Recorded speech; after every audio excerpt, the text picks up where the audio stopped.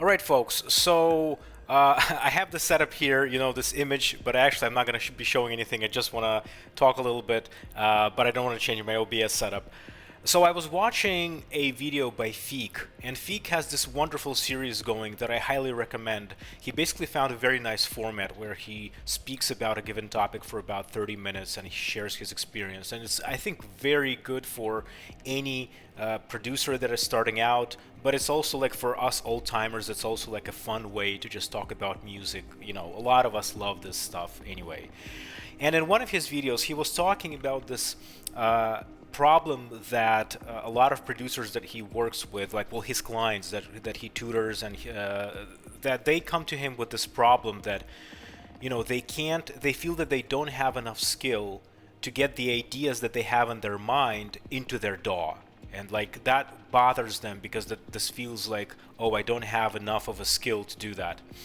And I realized that I want to a little bit like expand on that. I think like Feek makes some very good points, but I want to add to that because I think I have a lot of insight into this because I suffered a lot from this problem, and I always thought, well, for a long time that, oh my God, I don't know anything about music production because either I hear somebody's song and I'm trying to reproduce it, or I have something like some ideas in my mind and I just cannot put it on paper, so to speak, in my computer. And it took me a lot of time to really process that and realize what's happening. And so what I want to talk about in this video is this. I want to first address why we have this idea in the first place, and I think that that is actually important. Then the second is I want to talk about why it's sort of kind of really very difficult to do and almost maybe impossible in the kind of music that we're working in, to like sort of get the things from your mind into the computer, that it's not a very realistic goal. And then finally I'll actually tell you how to do it because interestingly enough, or paradoxically enough, you can do it. It's just that you have to approach it correctly. So let's start. I think this whole idea of, hey, I have to get this thing that I have in my mind and actually into the recording stems from the fact that we live in a very melody-based culture, right? To the vast majority of people, music is mostly melodies. And therefore, you can imagine somebody either coming up with a melody in their mind and they're playing it, or even if you are like singing the melody or you're playing a melody, you can then very quickly like find it on a keyboard, on a guitar. And that's actually a skill that is fairly easy to obtain, but that looks very impressive if somebody sings a famous melody and you just sit in front of your piano and just immediately play it. It looks impressive, but it's actually a fairly easy skill to obtain. A little bit of practice and you've got it. You don't even need to know music theory for this, although it helps, of course. But just understanding the relative relationship between the notes, and boom, you can basically put together any melody on guitar or piano. And I think that in part plays into this idea that, well, composers, they sort of, if you're a real composer and you're truly original, then what you're doing is you're hearing interesting melodies in your mind somehow, and then you're putting that onto the instrument. Of course, in reality, a lot of famous composers, when they speak about their creative process, they actually talk about how they sort of doodle on their instrument. Well, not doodle, but they sort of play around, and then they suddenly hear some interesting passage, and they're like, "Oh, that's interesting. Maybe I should do that." How to like my Turtles T-shirt. Yeah, and so, but anyways, I think that's where it comes from, but that's important. I think the fact that we're thinking frequently in this melody-based logic, it breaks down quickly when you go into the sort of sound designy music that we do. We frequently say electronic music, although nowadays I don't think that it really makes sense because all sorts of music can be made electronically, including very realistic sounding orchestra music. So like it doesn't matter if it's electronic or not, but you know what I mean, like all of this sort of sound based music, sound design based music, like a lot of forms of dance music, a lot of forms of ambient, various interesting electronic genres, and so on, where it's really about the specific sounds. And here's where I want you to think about this thing. I'll first share my own experience. Some years ago, actually many years ago, I lost the original project file for one of my tracks, and I thought it's not a bad track. Maybe I want to sort of continue working on it. or add something to it. And I thought, you know what? I know this track. I made it some years ago, so let me just try to reproduce it. And so I loaded up my DAW and I started trying to, like, of course, I got the tempo quickly. Maybe I got a couple of things on there, but the more I worked on the track, the more I realized what I was getting was nowhere near what I had there. Like, it all sounded very differently, a little bit way too differently, and no matter how I tried, I just couldn't get it. And there were subtle things that really worked in that track, but now that didn't work in my reproduction, and I just couldn't get it done. And that was my own track. But the thing is, I just couldn't get it. There's a reason for this. Like, you'll get some insight into this if you do this very simple experiment. So here's what you can do. Put together a very simple drum loop. I don't know, like for simplicity's sake, even use some samples. Just kick, snare, maybe hi-hats, some claps, I don't know, whatever you want to use. Fairly simple. Maybe add a couple of delays so that it's not literally trivial, but that you get some interesting sounds in there, and don't use some known preset that you can later easily reproduce, but like fairly random, like just randomize or delay a little bit so that it sounds good.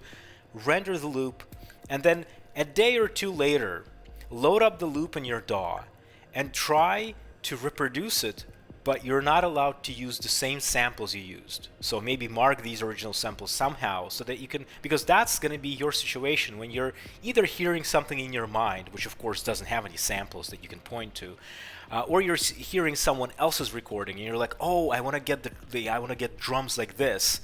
And you go back to your DAW and like you have to figure out how to do this with the samples you have, with the effects you have, with all the plugins that you own.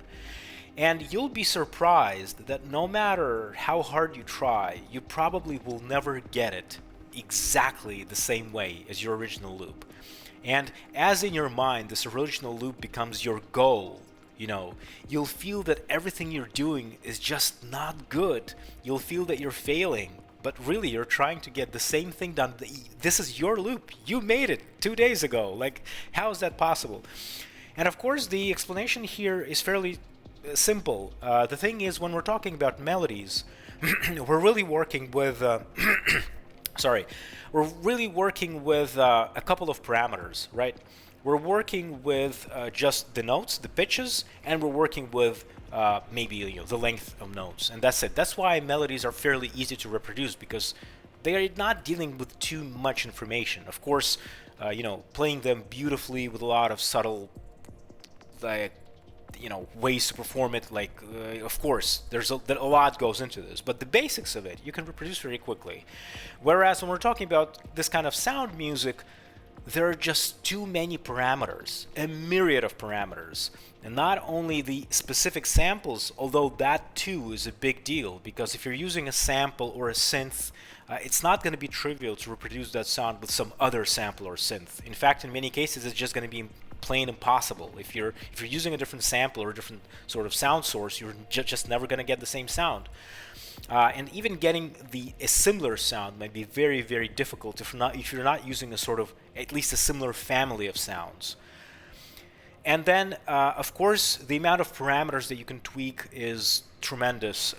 Sometimes a small change to the delay can change the whole feel of the drum loop. A small change somewhere in the filter can change the sort of the feel of a chord stab, and so on. And so you're in that situation where basically what I'm trying to say is that this idea to get something from your mind or something from other people's recordings into your DAW just using your skill is basically an impossible task. Like, it's not physically impossible, but in practice it's basically an impossible task. And no person with any amount of skill will be able to do that from scratch, like in that straightforward manner. But of course, in the beginning of the video, I'm telling you that, yeah, you can actually do it. And so maybe it might feel like cheating, but that is how everybody is doing it. And in reality, as you practice more, you'll realize that you can do it. So how do you do it? And so this is where we get to the sort of crux of the video. So basically, the way you do it is you do it the other way around. What you do is you're working in your DAW, you're using the synths and samples that you own, and with time you usually focus on just a selection of these. I know that there are many people who constantly try new plugins, but if you're the kind of producer who wants to actually like produce music, get things done, you're more or less going to be forced with time to limit yourself to only a certain selection of these tools. And once you do that, what will happen is you'll begin to understand how these tools behave. You'll begin to realize, oh, this is what my delay plugin can do. Oh, these are the kinds of samples that I have. And as you do that, you'll begin to understand what your actual system is capable of. And once you learn that, once you know your tools in and out, you'll be able to imagine things in your mind that are actually possible in your system, that you actually know how to do. Maybe not exactly, but now if you're listening to your own tracks and you know that you were doing these tracks with these sort of tools and these sort of samples, of course, for producing a lot of that is actually trivial. And so the question is going to be, hey, I know how my machine works, and therefore, when I'm thinking about a new track, I'm thinking of it in terms of the tools that I have. And that's the secret, basically. And in many cases, when you're listening to productions of other people, the key thing is going to be about the tools they're using, the selection of plugins that they like, maybe some approaches, special routing that they're using. But almost every producer that has a signature sound is going to be based in a certain setup. In fact, you can argue that signature sound is using things over and over again. That's how you get signature sound. So for example, one of the things that I do is I sometimes very consciously decide that, this is how I'm going to approach drums, at least for a while, and that's going to sort of be my signature sound. For this project or for this album, I'm going to do things this way, and it's going to create this sort of, familiar sound that my listeners will recognize, that, oh, it is this album because look, they might not even be able to tell why, but if you carefully analyze it, you'll see, oh, he's constantly using this pitch effect on the drums, or he constantly using this sort of delay technique. And so that's basically, I think, how it's resolved. It's okay to not be able to reproduce someone else's recording from scratch. Almost nobody will be able to do it. But in theory, if you knew exactly what tools they were using, what samples they were using, suddenly you realize that even if you can't reproduce it like bit for bit, you'll still be able to do generally the same thing that they did, if you know the exact technique and tools they used. So anyway, that's the video. I hope that it was useful. And again, I totally recommend Feek's video blog. Definitely, because in my case, I post videos very rarely, very seldomly. Like when I watch something like this and I decide I have something to say about it. But he's regularly posting, so I definitely recommend his channel. Cheers, folks.